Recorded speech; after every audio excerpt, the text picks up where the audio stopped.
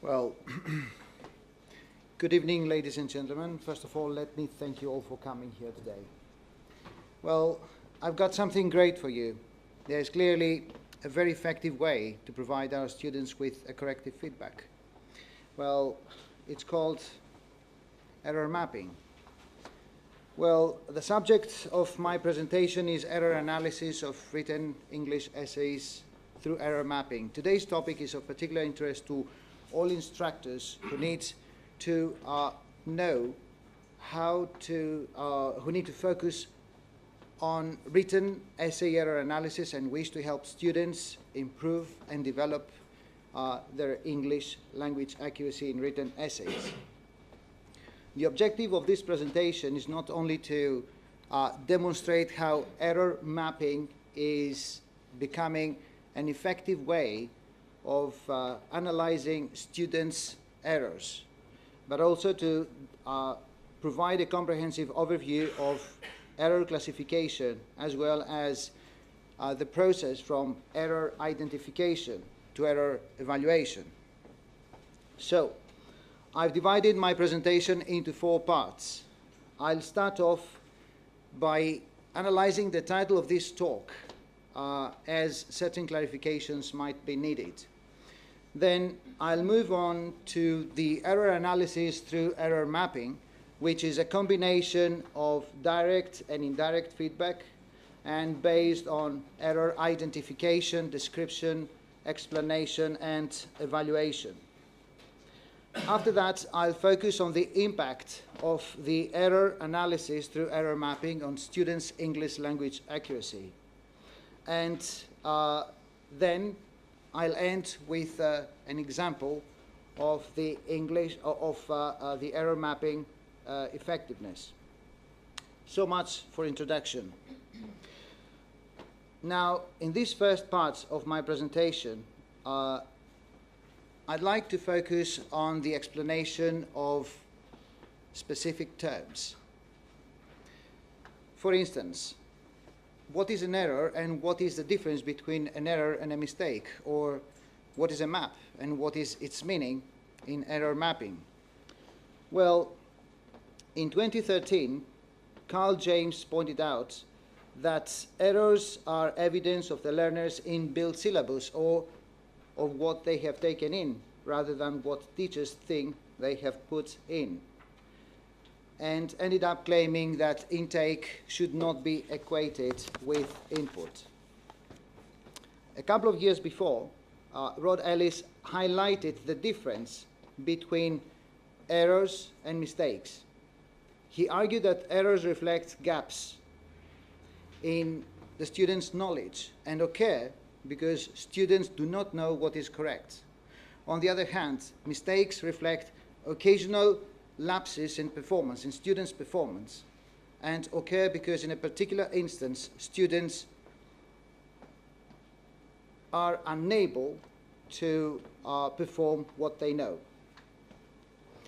In addition, according to Nancy Chung, as cited in the first international workshop proceedings in on scalable natural language understanding in 2002, a map identifies correspondences across a pair of conceptual domains, such as between two schemas or between two spaces. So, error mapping will make evident students' errors related to linguistic level,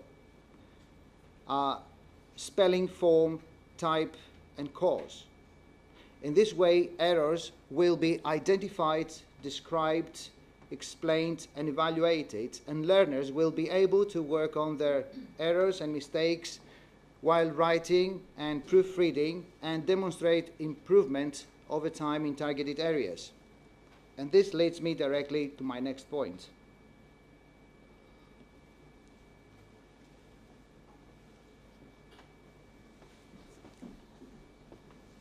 Well, you will see a copy of an essay we're going to talk about.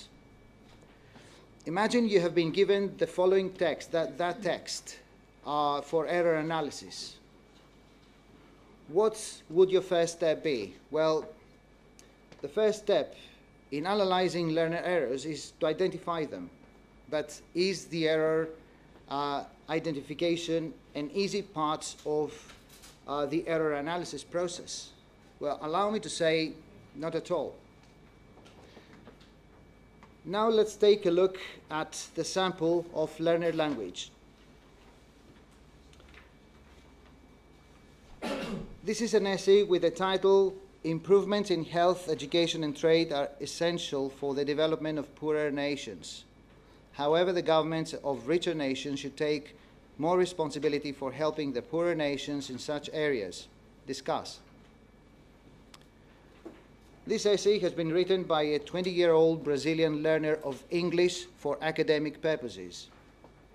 Before we start identifying the errors, I'd like to remind you that the official language spoken by Brazilians is Portuguese. Well, let's start with the linguistic level, which can be shown by grammar, vocabulary, and style errors. The errors that have been identified in this essay have been made due to mother tongue interference. Well, first things first, regarding grammar, let's look at this example. As you see here, there is no equivalent in Portuguese for the substantival use of the ing form. The infinitive is used instead. The next one, because of developments in modern Portuguese grammar, especially in the spoken language, students may use parallel verb forms in the two halves of conditional sentences. Also, Portuguese has one word, que, Q-U-E, corresponding to relative, who and which, so there's a confusion here. In addition, Portuguese sometimes uses reflexive verbs where English uses passives. And another one, the last one, attributive adjectives normally follow nouns in Portuguese. Now let's talk about the vocabulary errors. We found out errors related to homonyms. Look at this example. Homonyms might be a major problem because they sound alike. It has also been noticed that long English words tend to be pronounced with a rising tune and a marked low fall, often making the last letter or letters almost inaudible. Last but not least, style. The EAP students should use appropriate hedging language and keep an academic style. Now, regarding the second part of the error identification, which refers to spelling forms. Portuguese speakers have considerable difficulty with English spelling. At all levels, there is a tendency to represent English sounds learned orally with their standard Portuguese spelling forms. In this case, letter omission, insertion, and substitution are typical areas of error. Let's start with the omission, letter omission. Firstly, where words are similar, look at this example. Where words are similar in both languages, students tend to use the Portuguese spelling, and this often leads to words being written with a single instead of a double consonant. This kind of misspelling tends to become a habit. Unfortunately, it tends to become a habit. And sometimes it leads to the letter omission of words that are not similar in both languages. Well, another mistake that has been detected, the sound th is realized as t, leading to the omission of H from TH. Now, regarding insertion, well, that double L has been noticed. A mistake which is not related to mother tongue interference, but it is definitely related to the students' carelessness. Moreover, we all know that a very common speech sound error is the substitution. Look at this example. Well, so much for error identification.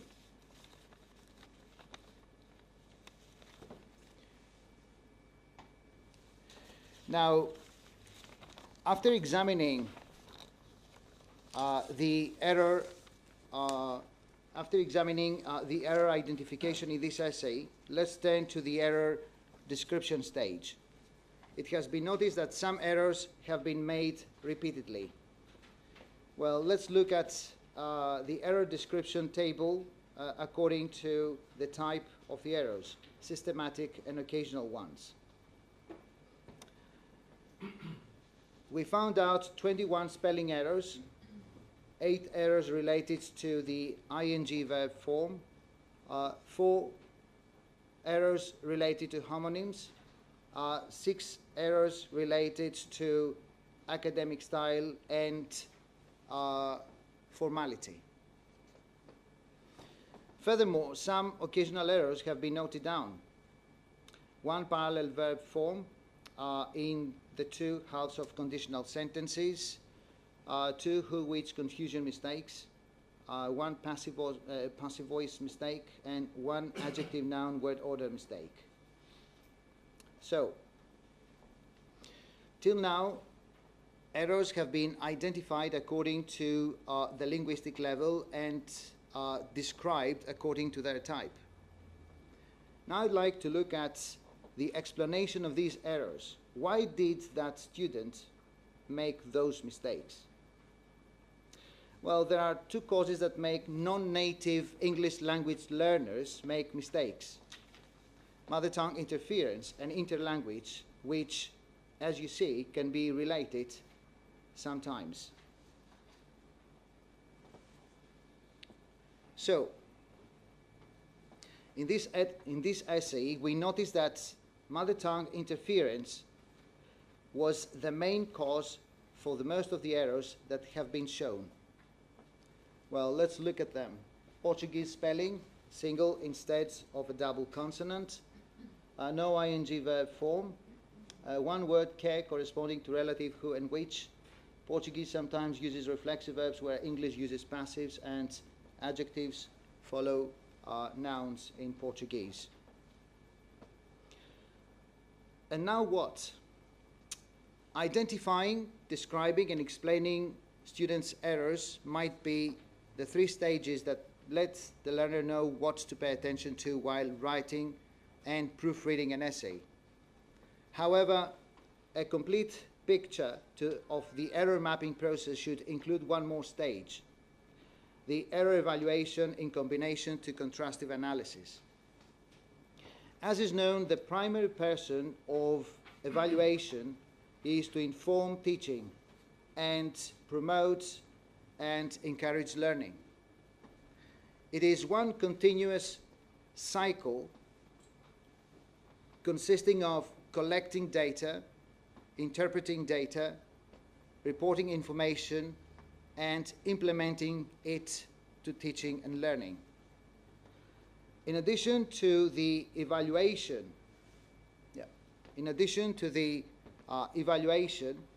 to the error evaluation, thanks to contrastive analysis, teachers are able to see the needs of the students.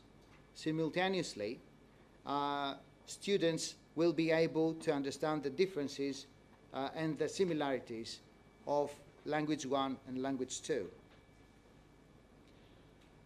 And what conclusion can we draw from this? Error mapping appears to become an approach of error macro and micro analysis, as it is a combination of both error evaluation and contrastive analysis. As soon as error mapping is updated by the teacher, students will be able to understand their mistakes, identify their needs, and then avoid or learn to avoid mother tongue interference and hand in an effectively proofread essay. So, before I move on to the next point, I have a quick question. Would that 20-year-old EAP student benefit from such an analytical map referring to the identification, description, explanation, and evaluation of her errors and mistakes? Please raise your hands if the answer is yes. Pardon me? Yes, yes, of course. Yeah, of course, yes. Well, let me tell you what happened with that student during the preparation for her writing exam, which was a timed essay. Before the writing exam, she had studied her errors and mistakes and presented them in the class. During that presentation, she focused on both systematic errors and occasional mistakes.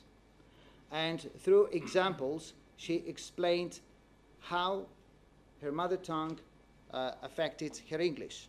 Then, while writing the timed essay, she was very careful and tried to avoid such mistakes. While proofreading, she made a list of those 9 systematic errors and occasional mistakes and scan-read her essay 9 times to find out such mistakes and correct them. All in all, research has repeatedly demonstrated that students learn better when they are fully engaged, and that hands-on learning enhanced by the teacher's research about the learner's mother tongue interference is the best way to engage them during error analysis. And that covers just about everything I wanted to say. Just to summarize, the main points of my presentation were the analysis of the title and the error analysis through error mapping, which is a combination of direct and indirect feedback and based on the error identification, description, explanation, and evaluation. In addition, the impact of the error analysis through error mapping on students' English language accuracy in written essays development has been considered. Well, I hope you've enjoyed my presentation today. If anyone has any questions, I'll do my best to answer them.